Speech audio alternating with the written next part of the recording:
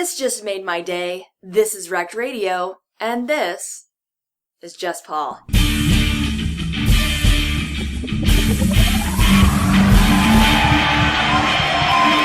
How you guys doing on this wonderful Monday, maybe Tuesday if I procrastinate as much as I think I will? Now, if you guys may or may not remember, I never really got too political on Wrecked Radio, mostly because I didn't care to be scrutinized for my usually unoriginal and obvious opinions.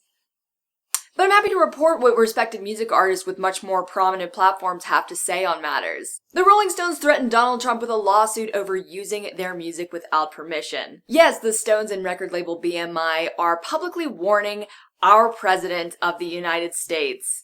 I can't believe sometimes the world I journalist in. This is actually the second warning that has been issued in the past few years when Trump used the same song during his original campaign for presidency in 2016. 45 had used his favorite Stones song once again at his recently sparsely attended rally in Tulsa, Oklahoma. You know, the one where a bunch of K-pop fans reserved seats and then didn't show up. What was the song, you ask? You can't always get what you want. And Rihanna, Beyonce and Common, amongst many others, call for the arrest of the assisting officers who shot and killed Breonna Taylor. If you need a catch-up, Breonna Taylor is the 26-year-old EMT who was shot and killed in her home when Louisville police entered her apartment on a no-knock warrant. Bad Girl Riri sent out a series of tweets including, "Her killers are at home watching Netflix on the couch. What the F, America?" Bae pens a public letter to officials on the matter. "Your office has both the power and the responsibility to bring justice to Breonna Taylor and demonstrate the value of black women's life." And Common includes Breonna in a heartfelt poem that he performed at a rally in protest of Breonna's death very recently. Standing up for black women is standing up for humanity. It's standing up for righteousness and justice. It's standing up for freedom, a freedom that knows action. And because I don't feel that I can finish this music-related story without giving an update, there was at least one man fatally shot at the protest, the March on Frankfurt, this Saturday. They are still looking for the suspect who opened fire on the peaceful protest.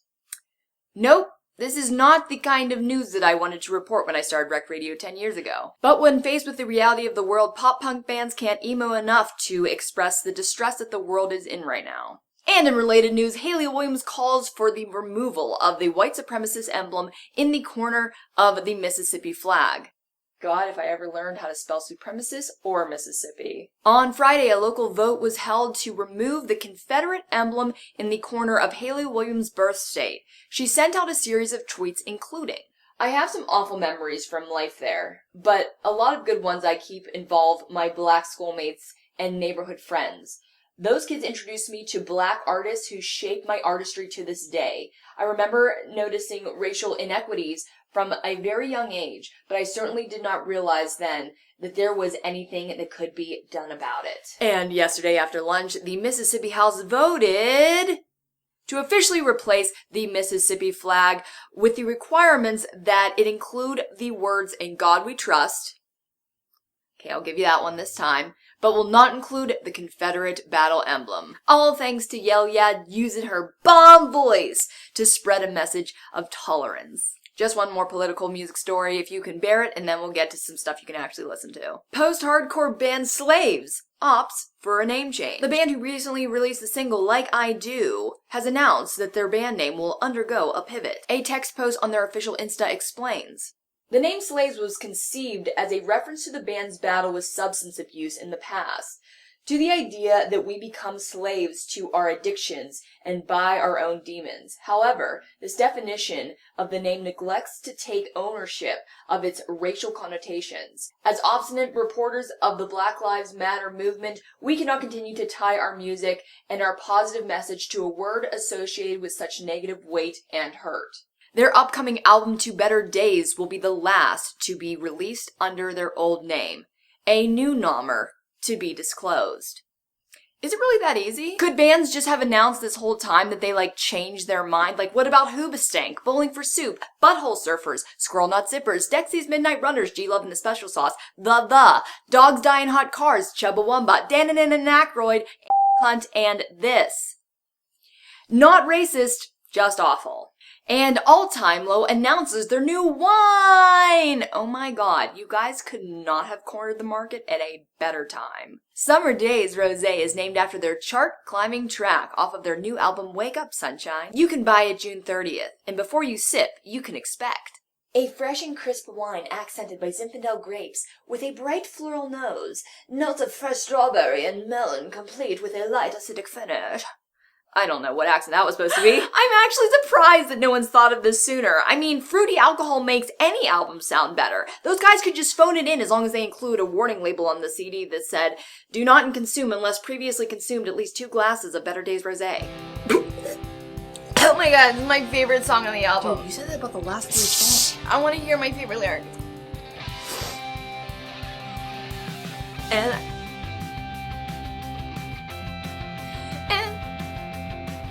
Oh, no, wait. No, wait, this one's instrumental. And for new albums on the horizon, Cut Copy will be releasing Freeze Melt on August 21st, and The Flaming Lips will be giving you American Head on September 11th. Oh, hey, Jess, I don't think that you mentioned that, little pandemic thing that's been plaguing the entire planet for the past 3 months yet. Well, I'm so glad you asked, because Anberlin will be postponing their Blueprints livestream because of it. A couple of the guys in the Anberlin camp tested positive for COVID after attending a small gathering where all but 2 people were affected. Even though the affected members are not showing symptoms as of this post, the band has decided to move their live stream to July 10th, all tickets and bundles honored. And for everybody who still doesn't believe that this is a real problem, just wait until all of your favorite bands start canceling shows and or dying. But Anberlin is not the only ones raring for a digital tour. AntiFlag has announced their own. They will be streaming live sets from previous famous festivals of theirs while live chatting with fans. Their tour started this past Friday and will be running until Tuesday, June 30th. So if you're watching this then you better hurry up to Veeps.com. Their show will include Hellfest 2013, Resurrection Fest 2018, and a bonus Red Rocks Festival 2018 stream with limited edition Quarantine Sucks Let's Party t-shirts for all access pass holders. And for some brand spanking new videos that you can watch after this, Don't Sleep bring us Refine Me, Ben Folds gives us 2020, Walk Up the Earth upload Oh What a Feeling, and Haim launches Woman in Music Part 3 from a deli in Los Angeles. Don't breathe on the chipped ham, ladies. And finally, Angels and Airwaves bring us All That's Left Is Love. In other Blink-182 legacy news, Mark Hoppus saves a deer. That's right, the legendary pop punker shared this story on his Insta. Found a deer in the middle of the lake today. No idea how it got there. It was panicked, shivering, panting, tired, swimming in circles. We got there and the deer stumbled out of the water, looked back at us for a few seconds, and bounded into the woods. We saved a deer today! And I think that that's where we're going to end today's show. I hope you enjoyed it, this special edition of Wrecked Radio. If you like my shirt, shout out to Trish at 412ness. I did some punk rock crafts on my live stream, which you can watch. Story time? Ooh, we haven't had one in a while. If there's any aspect of my life that you wish you knew more about, you can go ahead and put it in that comment. Tell me the worst band name that you've ever heard, and let me know what's making you happy these days. Maybe what band you're listening to. What is getting you up in the morning? We need a lot of positivity. I'm hoping that I can bring it to you and excited to get it back. I hope you guys have an amazing week. And I did not forget this time, peace, love, rock and roll. Move their live stream to July 10th. All tickets and bundles will be honored. And for all of you who don't believe that this is real yet, just wait till all of your bands start. Damn it! I was so close. Anberlin.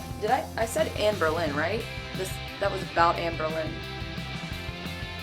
Right? Hayley Williams of Paramore calls for the removal of a supremacist. Supremacist.